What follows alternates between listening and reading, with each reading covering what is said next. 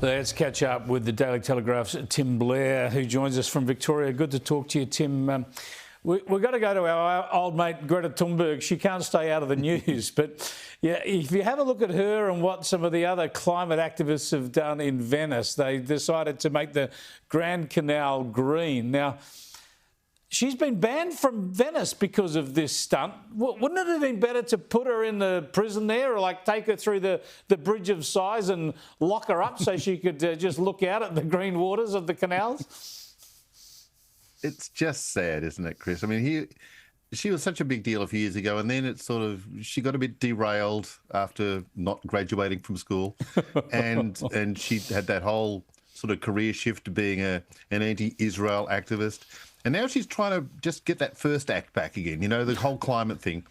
And it's a little like, you know, the high school athletic champion, the star footballer or cricketer, going back to school and trying to hang out there and trying to be all, you know, trying to relive the glory days. And it's just not good enough. It's pathetic. The thing is, according to all these climate catastrophists like her, Venice should be about 10 metres underwater by now. But, you know, the sea levels, you know, inconveniently keep failing to rise. So they're having to say, look, it's all green. All the water's turned green. Yeah, she's taking this whole green thing a bit literally, isn't she? Yes, indeed. Let's hope that Chris Bowen, when he comes back from COP, doesn't look like Kermit, because he might if Greta gets to him with her handy activist dye. Yeah, with a bit of green makeup, he'd be a dead ringer for Kermit, absolutely. Hey, I want to go to your column, your latest column, because it's much more carbon positive. And yes, you've talked about the death of the great touring car driver Alan Moffat, who passed away sadly on Saturday. And you've relived this moment, among others. Have a look. Few moments define Australian motorsports like this. They come down in that magnificent view from the 7 helicopter, a scene we've never seen before. Mount Panorama, 1977. Ford finishing 1 and 2. Alan Moffat, the victor. A tremendous victory. Professionalism at its best. Wow, those were the days, hey? Ford versus Holden, cars that they had to wrestle to keep on the track. But tell us about your thoughts of Alan Moffat all these years on. Moffat was such an inspiration. I was a huge fan as a kid because, unlike Peter Brock and Colin Bond, Moffat was very clearly not a naturally gifted driver. So he would work hard at things. He would pound around laps doing testing, hundreds of laps on racetracks where others would just pack up and, you know, to show up on race day. But he knew that he had to work harder to be as good as his rivals, and he would find ways to get those huge unwieldy cars around those tracks faster than anybody else.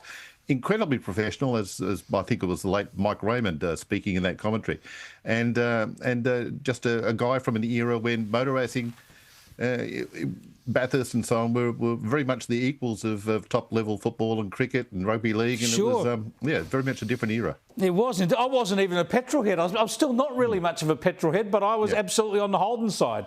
So Moffat was Ford. So Moffat was that humorless bastard who'd win for the other team, right? It was amazing how we used to be divided over that. Just before we go, though, I've got to show you a little clip of something a few of us noticed on the ABC last night, their Media Watch program. Hello, welcome to the final Media Watch of the year. We'll be back next year for more cock and bull stories. Mate, it's November and they won't be back till February. Our taxes at work. Also, was that not the most awkward pause in teleprompter history? I think it's nice that the ABC give a homeless-looking guy that gig, but where does he go now that he's got the whole summer off? I mean, do they think the media stops? Like, does it all just go invisible and, like, everyone shuts down? Because, as far as I'm aware, I'm working through summer, Chris, and I think you're doing a fair bit of it as well. Yeah, well, I'm taking a big break.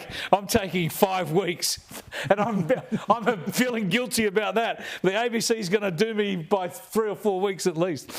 Thanks, Tim. Absolutely. We'll catch up with you again on Thursday.